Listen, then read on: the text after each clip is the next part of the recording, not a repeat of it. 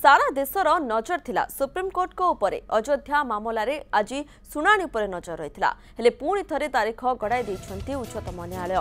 नुआ तारीख नुआ बेंच आसंता 29 तारीख रे परवर्ती शुणाणी। आज शुणाणी पाई प्रधान विचारपति अध्यक्षतार 5 जणिया खंडपीठ गठन होइतिला। एही खंडपीठ रे विचारपति S A. Bobde, N V. Ramana, U Lalit, D Y. Chandrachud अन्य सदस्य रही। तेबे आवेदनकारी वकिल राजीव धवन खंडपीठ रे जस्टिस यू ललित को नहीं आपत्ति उठाई 1994 मामला रे यू ललित तत्कालीन मुख्यमंत्री कल्याण सिंह को वकिल थे। यापर खंडपीठरू जस्टिस यू ललित ओहरी आसी तेणु शुणाणी पाई नुआ खंडपीठ गठन हेबो। एही नुआ खंडपीठ मामलार शुणाणी करिवे। जस्टिस यू ललित को स्थान में 5 जणिया सांविधानिक खंडपीठ रे अन्य जणे विचारपति को सामिल करा जिवो। सांविधानिक बेंच गठनर मूल उद्देश्य रही मामला तुरंत विचार हुई फैसला हेबो। ये कहा कि सब कुछ हो चुका है, लेकिन फिर भी हम अपनी रजिस्ट्रेशन कंफर्म करेंगे। May it be take time कि फिर थोड़ा समय लगे। दूसरा मुद्दा इससे जो फंसा हुआ है, इट वाज क्लियरली समझ लो।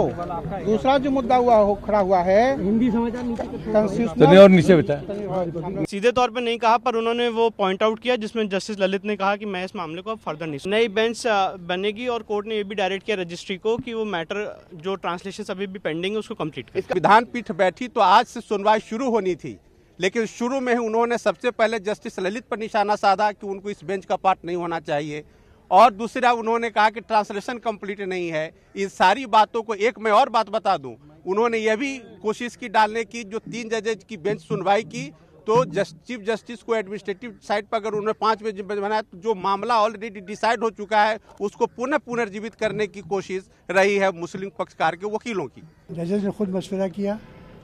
ललित साहब ने कहा कि शायद उनका इस बेंच में कंटिन्यू रहना मुनासिब नहीं है। जाहिर है हम लोग कुछ कह नहीं सकते, तो चीफ जस्टिस ने कहा कि ये राय है हमारे बुजुर्ग कुली की और खुद ललित साहब की। He does not want to continue. Once a judgment is passed like this, it becomes a flawed judgment. Do you should it have been brought to the notice after the judgment, after the hearing is over? Then allegation would have been, why did you not point out in the beginning? So if you point out in the beginning, why did you point out in the beginning? Then when do we point it out? There is no other occasion to point out this fact except when the case is taken up for hearings.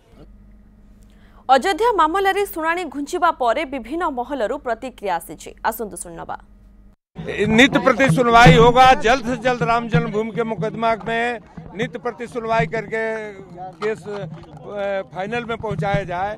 यह न होकर के और तारीख पर तारीख देने जा रहे हैं, तो ये तो पूरा देश के जनता को भी लग रहा है कि लटका रहे हैं लोग। केवल तारीख पर तारीख 4 तारीख मिली, फिर 10 तारीख मिली, फिर 29 तारीख मिली।